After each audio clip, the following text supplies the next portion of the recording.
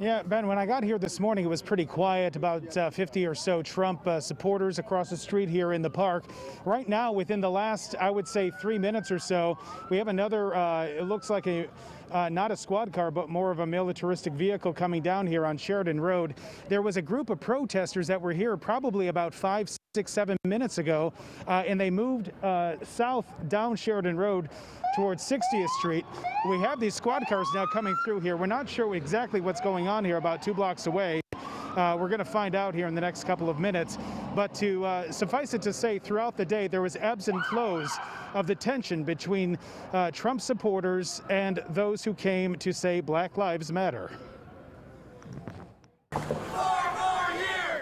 Outside the Kenosha County Courthouse, the division of ideology was decidedly loud. The president's visit to the state-line town, 9 days after the shooting of Jacob Blake and the days of unrest that followed, drew fans and foes. I think if the governor and the mayor and the county executive asked him not to come, maybe it would have been more appropriate if he came at another time. I think he just wants to reunite Democrats and Republicans and all of us to come together. I don't think he's here to start trouble. 2 miles away, our nephew was shot 7 times in the back. Nothing can justify that. the uncle of Jacob Blake, joined by Reverend Jesse Jackson and others, said the reports of an offer to meet with the president during this visit never happened, drawing a squarely partisan line when asked about Trump's visit to this swing state.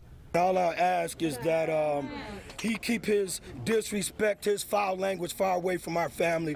We need a president that's going to unite our country and take us in a different direction. Back near the courthouse, the center of last week's protesting that turned to violence. It's been heartbreaking, you know.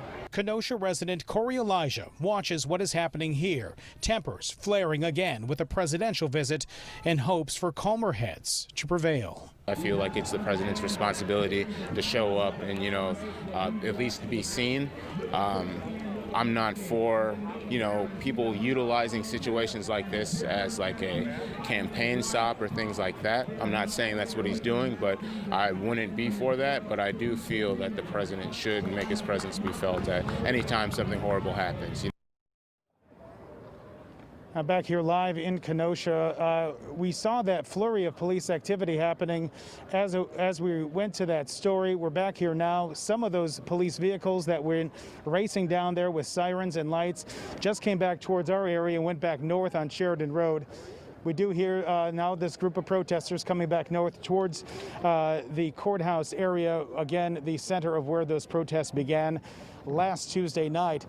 There was a word and a report about the Blake family and this proposed meeting with the president, saying that the White House had said that they were trying to meet with the pastor of the Blake family. Now, the Blake family says they don't have a family pastor, so they're not sure who the White House has been dealing with, saying that they're acting on behalf of the family. We're going to find out what was going on down there and bring you the latest coming up new at 5. For now, we are live in Kenosha. Sean Lewis, WGN News.